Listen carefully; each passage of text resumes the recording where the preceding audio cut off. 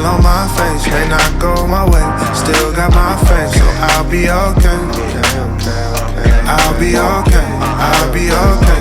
Running our race, just that I pace. Made some mistakes, but learned a few things, so I'll be okay. I'll be okay, I'll be okay. Yeah, I've been through it all, I've been through it all. Looking at Goliath that just stand tall. My heart, it feel like David every time I fall.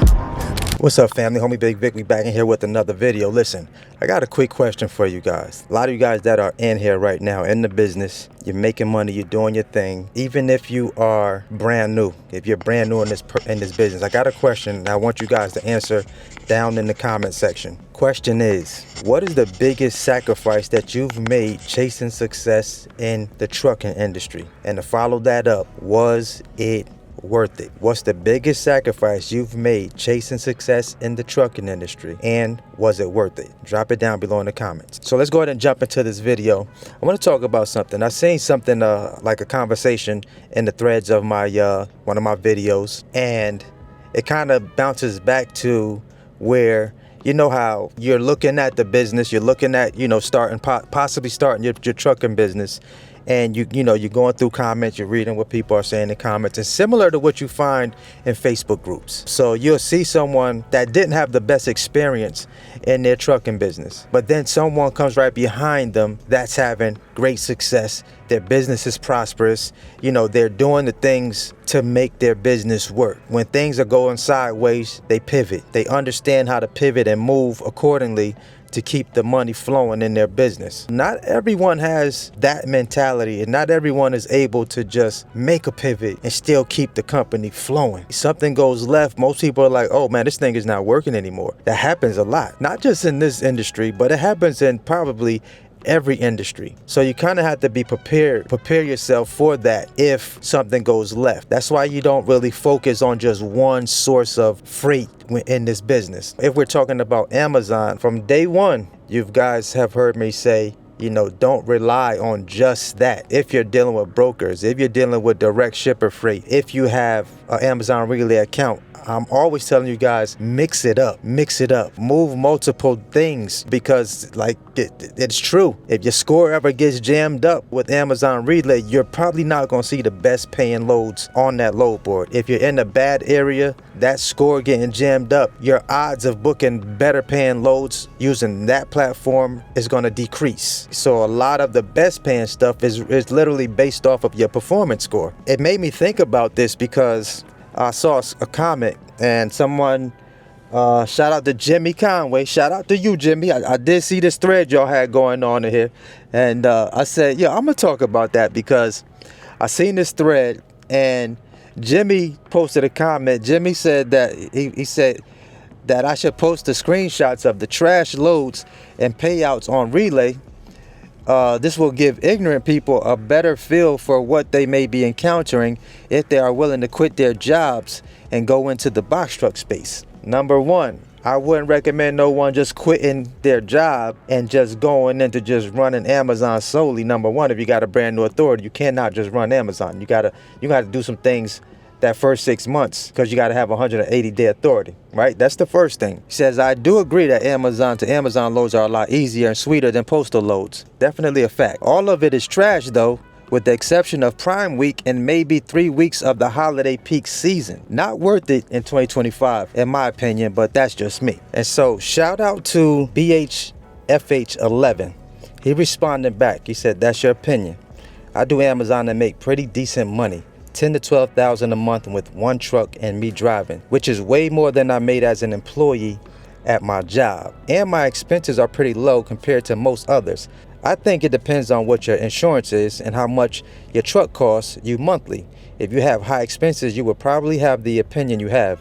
But like I said, for me, my truck and insurance is under $2,000 a month. And also, you have to know how to book Amazon loads to be profitable. That's a fact. I haven't run for under $3.50 a mile since I started.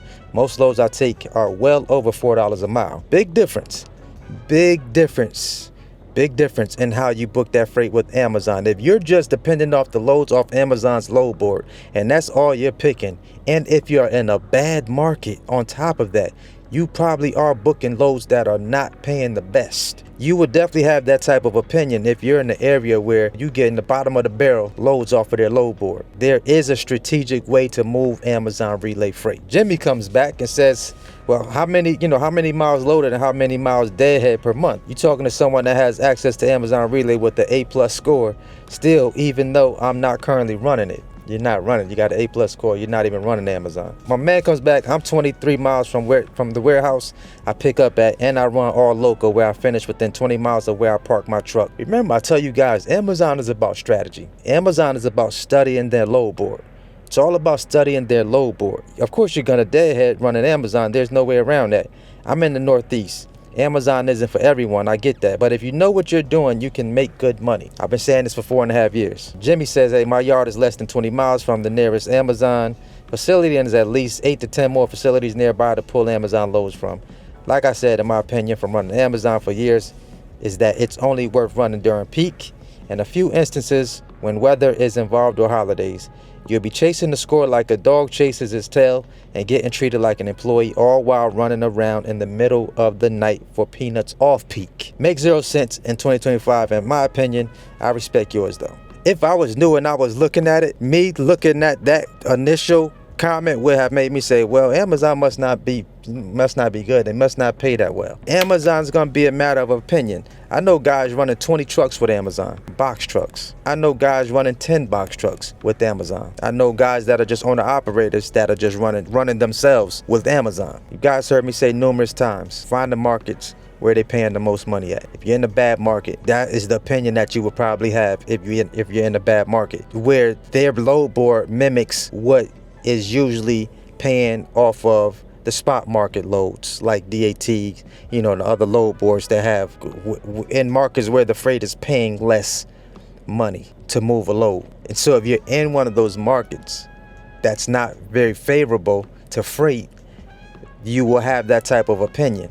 But you cannot let a couple of opinions stop you from getting to a bag in this trucking game. You can't let that stop you. You feel me? I wanted to drop this video because that's what happens when you join a whole bunch of Facebook groups. These are the conversations that you see in those threads in those Facebook groups. And then when you see enough people that didn't really run their business properly, those are usually the ones that still have a bad taste in their mouth because it didn't work out for them for whatever reason. Remember, the hungry will survive in this game. The hungry will survive in this game. You gotta be built different, y'all. There's no way around that. You have to be built different to really run it up in this business. You have to. It's gonna come with the maintenance. It's gonna come with some headaches. I don't know what businesses don't come with some. It's business. It's not your job. This is a business.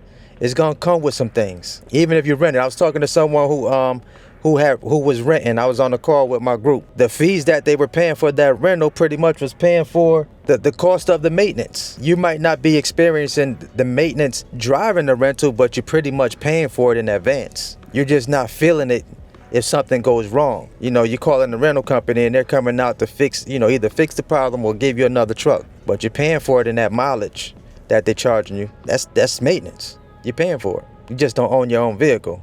You're paying for it. And then when you decide you don't want to do it no more, you can just go turn the truck back in, shut your MC down. It's that simple. But that mentality for most people is someone who's probably not going to be that dedicated to building this business up. You have a quicker out. You're not fully invested in this thing. That's kind of like my take on, the rentals. I remember when everyone was grabbing rentals, about 90% of them people not even in box trucking no more. 90% of them not even in box trucking no more. I've seen some guys start with the rental and then, made some money now. I did see some that made some money. They started with their rental. They made some money, went and bought a truck, got out of that rental, and then kind of started leveling up from there. So the possibility can happen, but you're gonna have to have a whole different strategy to make that a reality. You may have to be looking at some dedicated stuff, or at least have some freight that for sure you're gonna be able to move. For sure you're gonna be able to move. But that's my quick rant. Listen, I do have a cost per mile calculator. You guys trying to figure out what your cost per mile to operate your vehicle?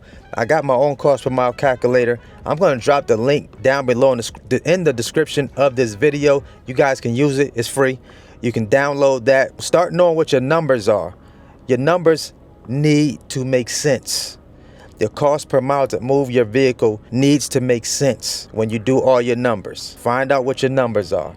That number needs to make sense so that when you're looking at these rate per miles out here, that number makes more sense to you versus just booking a load off the load board and you don't know what it is to operate, to move the truck. You need to know what it costs to crank the key, to turn the key. Before you say yes to a load, you need to know what numbers you need to be at to move that vehicle. Get it down below in the description box. I'll also pin the link to it in the comment section so that you guys can use that cost per mile calculator. Y'all see them hoodies? It's about to get cold. Grab you one of them hoodies out the merch shop, out of my merch shop. Get you a hoodie. Represent the game, all right? It's the homie Bigg Vic TV. You already know what it is. Always hustle. Never stop growing. Let's go. Let's get it. Let's eat.